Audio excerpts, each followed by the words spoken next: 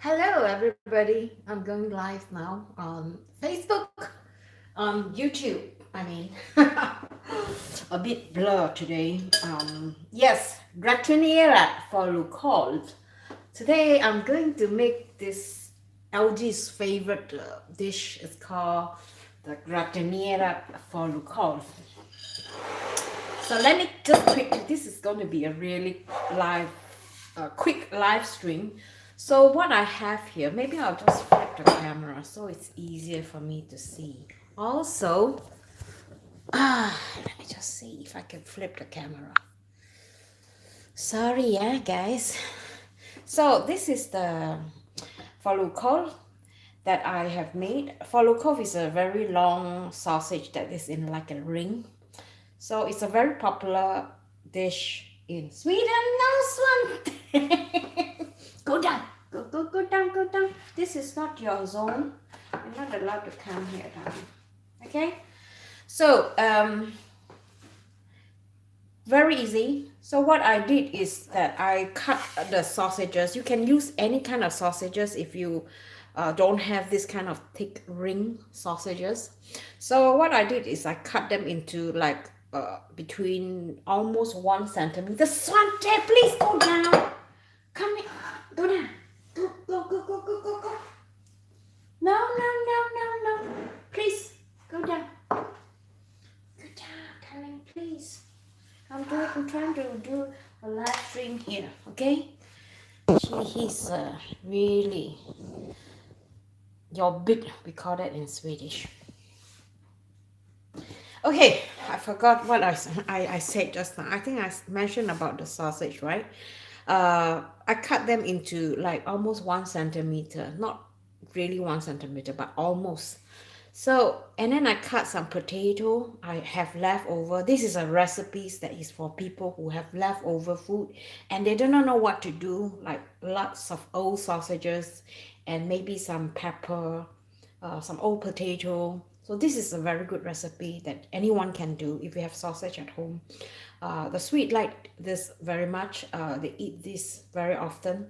LG, he was craving for that, so I thought maybe just to satisfy his crave, I made this, especially for him. For me, I don't really fancy it to be honest, but I can eat like one of two pieces. And I'm trying to lose some weight, so maybe this is good for me that I don't eat so much. Normally, I like to eat this with rice, but today I'm just gonna eat it as it is because there's already potato, tomatoes, and pepper, lots of them. So what I did is I cut them 1 centimeter, and then for the potato, I did the same too. And for the tomatoes, the same, and also pepper. These are red pepper, tomatoes, and some of this potato. So the potato is already been cooked, so it means that the cooking time will be much shorter. So you don't have to like cook them in 1 hour in the oven. So all this you prepare them in advance, cut them in advance. So you just like build them in a small tray like this, about maybe 1-2 inch thick. So all you need now is just to season this. So for that, I like to season them all in one big bowl like this. And what I usually do is that I also have some leftover taco. We ate taco last week and I have some leftover. So instead of throwing it away, if it's from this kind of bottle, so I just scrap them. And because I don't have tomato sauce or ketchup, you can add ketchup, but I like a bit spicy. So I'm using this taco tomato sauce, and also I will be adding senap, we call it in Swedish. In English, it's called mustard. So if you have ready-made mustard from the bottles, you can use that. If you have the powdered one, then you have to mix them with water. So I'm going to use this ready mixed one. Really depending on how much you like the taste. So for me, I quite like the taste of the mustard.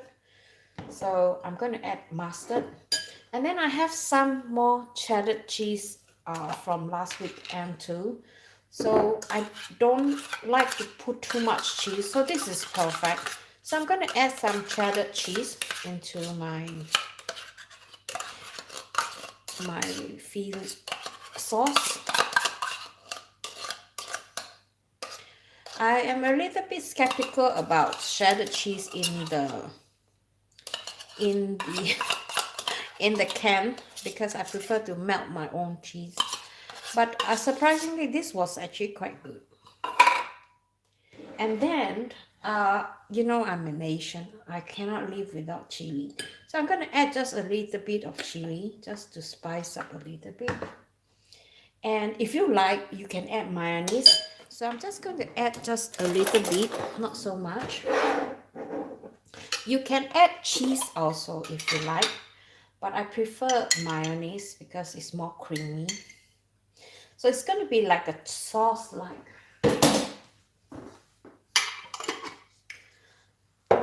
So what I do is that like this, and then I just mix them into like a thick sauce.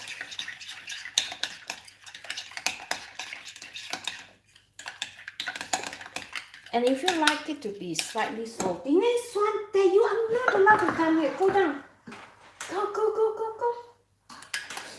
He doesn't listen to me nowadays. Right, so okay. And then I like to add some juice of a lemon. I think I'm going to add it here. A bit sour.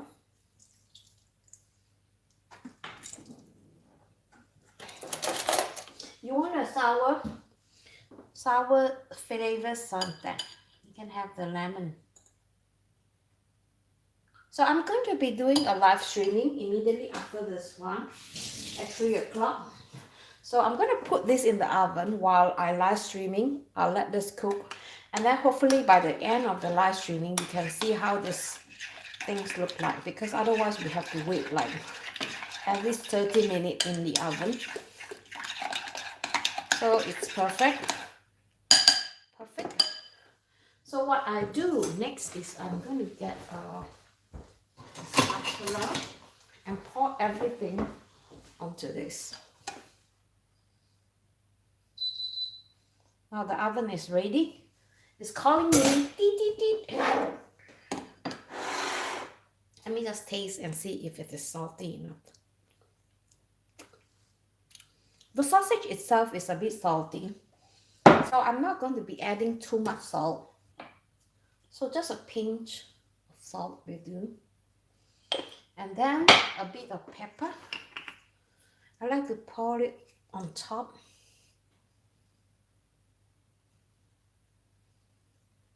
On the sausage. And then mix them. You see, Swedish food is kind of easy, isn't it? You prepare this in advance and then you just pour them over the sausage.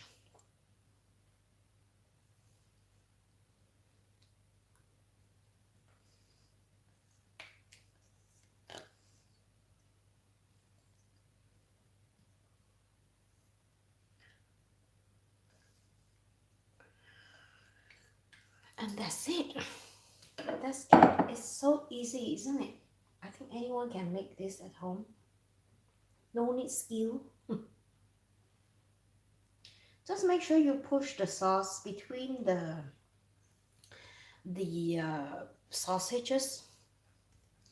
So when this is done, the sauce, it will, you know, sink in between those gaps.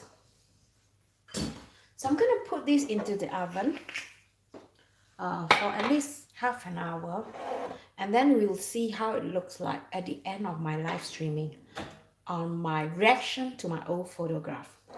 So I put this into the oven now.